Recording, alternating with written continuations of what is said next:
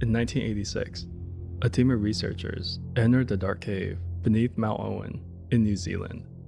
They were exploring ancient passageways when they found something buried in the clay. A claw, giant, scaled, and shockingly well preserved. It still had skin, but this particular one wasn't from any known living animal.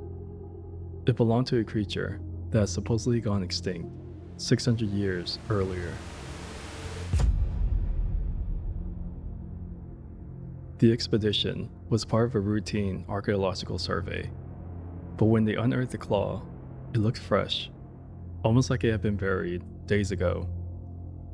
The talons still had muscle tissue and leathery skin clinging to the bone.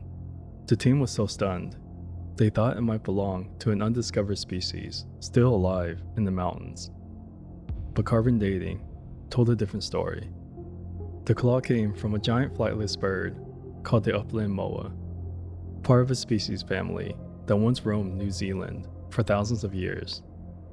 The moa could grow over 10 feet tall and weigh more than 500 pounds. They were hunted to extinction by the Maori around the 1400s. But the preservation of this claw was so perfect, it reignited debate. Had some moa survived longer than we thought? Or had the cave preserved the remains in a way no one expected? So about the cave system where the claw was found. It's part of the Mount Owen Caves in Kauhurangi National Park. The cave is cold, dry, and oxygen poor, ideal conditions for preserving organic material. But even in those environments, most tissue decays within decades. The fact that muscle and skin were still attached, without mummification or artificial preservation, was what made this find so interesting.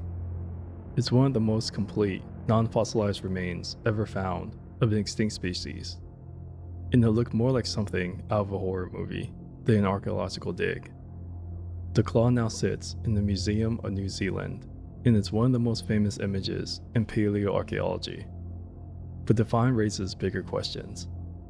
How many species might have survived longer than we think in unexplored environments?